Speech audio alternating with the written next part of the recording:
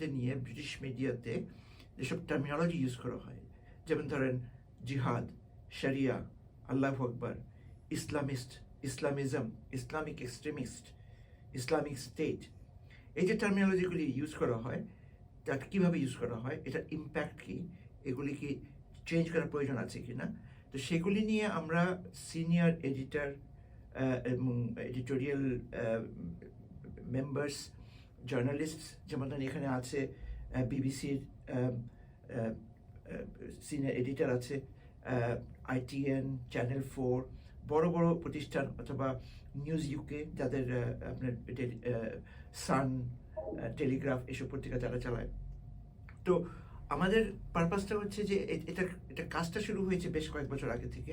এখানে আপনারা কারা, অর্থাৎ আপনাদের প্রতিষ্ঠান এবং এটার উদ্দেশ্য? আচ্ছা, তো প্রতিষ্ঠান হিসেবে আমি হচ্ছি senior lecture in language, media and communication, Liverpool hope ইউনিভার্সিটিতে, এবং আমি ইসলামোফোবিয়া ইন দ্য মিডিয়ার উপর কাজ করি, রিসার্চ করি।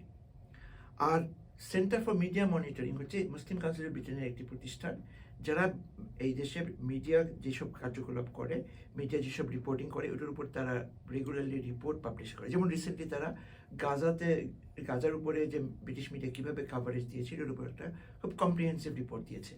তো আমরা একসাথে কাজ করার ডিসিশন নিয়েছি যে তারা এই প্রতিষ্ঠানগুলি, এই নিউজ, এই একই লোকগুলি, তারা সেন্টার ফর মিডিয়া মনিটরিংকে বলেছে যে তোমরা যে আমাদের টার্মিনোলজির ব্যাপারে যদি তোমাদের প্রবলেম থাকে, তোমরা আমাদেরকে একটু গাইড করো, একটা স্টাইল গাইড তৈরি করো।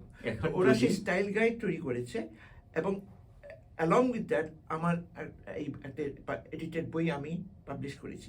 এই বইটা আমি এডিটার, এখানে অনেক একাডেমিক এই ইম্পর্টেন্ট যে টার্মিনোলজি আমি বললাম, মানে এই বইটার কথা, এই বইটা জি, তো এই যে টার্মিনোলজিগুলি বললাম, এই বইটা প্রত্যেকটা টার্মিনোলজির উপর আলাদা আলাদা বড় বড় স্কলার ইউকেতে তারা বিভিন্ন চ্যাপ্টার লিখেছেন। যেমন একটা চ্যাপ্টার ইসলামিজম, একটা চ্যাপ্টার ইসলামিক এক্সট্রিমিজম, আমার চ্যাপ্টার আল্লাহু আকবার, আরেকজন লিখেছে জিহাদ, আরেকজন লিখেছে শরিয়া, বুঝছেন?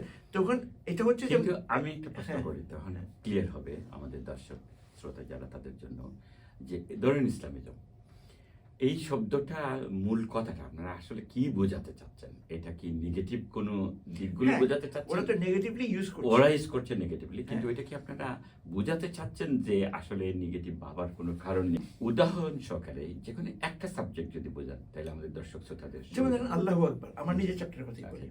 আল্লাহু আকবার আমাদের মুসলিম হিসেবে আমরা আল্লাহু আকবার কিভাবে ইউজ করি, এটা আমাদের ফেইথের ইন্টিগ্রাল পার্ট। আমরা খুশি হলে আল্লাহু আকবার বলি, একটা বাচ্চা হলে আমরা আজান দিয়ে আল্লাহু আকবার বলি, নামাজে প্রতিদিন কতবার আল্লাহু আকবার বলি।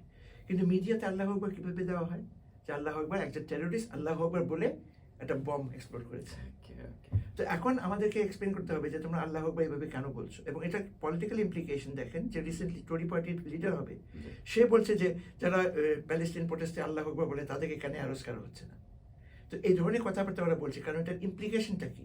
তো আমরা চাচ্ছি যে মিডিয়া রিয়ালাইজ করুক যে তারা যেভাবে এই টার্মগুলি ইউজ করে, এটার একটা মুসলিম কমিউনিটির উপর একটা নেগেটিভ ইফেক্ট হবে। কিন্তু আমরা কি এটা বোঝাতে চাচ্ছেন যে ইসলামে আল্লাহু আকবার, আমাদের যে চেতনা, আমাদের যে কালচার, আমাদের যে ধর্মীয় বোধ, বিশ্বাস, মানন, তাওহীদ, এইসব জিনিস এটার ভিতরে আছে, তারা এটাতে আসলে এই ভুমার, এই সন্ত্রাস, এইসব যোগ করে দিচ্ছে, এটা ক্লিয়ার বোঝাতে? হ্যাঁ, এখন কথা হচ্ছে যে একটা টেররিস্ট আল্লাহু আকবার বলে অ্যাটাক করেও থাকে, আল্লাহু আকবার তো রিজন না তার টেররিস্ট অ্যাটাক, সে নিজে টেররিস্ট, সেই জন্য আল্লাহ ইউজ করেছে সেই ইসলামকে।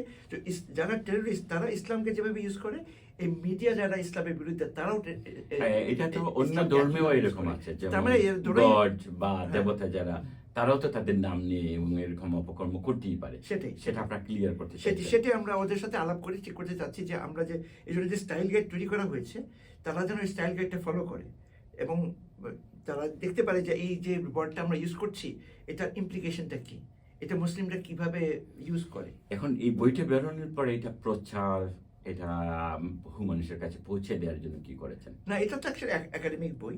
একাডেমিক বই তো জেনারেলি ইউনিভার্সিটি লাইব্রেরিগুলিতে যায়, এবং এটা অনলাইনেও রিভিউ আসে, মানে আরো মানুষ যাতে জানতে পারে। হ্যাঁ, রিভিউ হচ্ছে, এবং আরো যেমন আজকে এখানে খুব ফেমাস ব্রিটিশ জার্নালিস্ট পিটার ওবর্ন, সে অলরেডি সে বলেছে সে রিভিউ করবে। আচ্ছা, তো এভাবে রিভিউ অ্যারেঞ্জমেন্ট প্লাস এখানে যারা জাতীয় পত্রিকা বা টেলিভিশনের লোকজন আছে তারা তো জেনে গেল জেনে গেল। যখন তারা প্রয়োজন মতো পড়াশোনা করতে পারবে জি, জি। এবং এরা কিন্তু তো পড়ে। বইটা এমনি বইটার নাম হচ্ছে media language on Islam and Muslims ji. Terminologies and their effects. এটা গুগল পড়লে পাওয়া যাবে, এবং কেউ এবং যদি কোথায় পাওয়া যাবে? কেউ এটা যদি কিনতে গুগল চায়? পড়লে এটা ওয়েবসাইটে চলে যাবে, পালগ্রিম ম্যাকমিলান পাবলিশার, তাদের ওয়েবসাইটে চলে যাবে, ওখান থেকে কেউ চ্যাপ্টারও কিনতে পারে। আচ্ছা। তো পুরো বইটা না কিনতে পারলে পুরো chapter বইটা কিনতে পারে। কত এবং চ্যাপ্টার কত? মানে বইটার দাম একাডেমিক বই হার্ড ব্যাক অনেক দাম, 100 পাউন্ডের উপরে, কিন্তু তারা 2-3 মাসের মধ্যে পেপার ব্যাক করবে 20-30 পাউন্ডের মধ্যে, চলে তখন আসবে। মোর অ্যাফোর্ডেবল হবে আর কি। এবং পিডিএফ ফরম্যাট কি কেনার পিডিএফ প্রয়োজন ফরম্যাটেও নেই? ওখান থেকে কেনা যাবে, আচ্ছা, কিন্তু ওইটারও অনেক দাম, কিন্তু চ্যাপ্টার ওয়াইজও কেনা যায়। আচ্ছা, ওকে। আপনাকে অনেক ধন্যবাদ। আপনাকে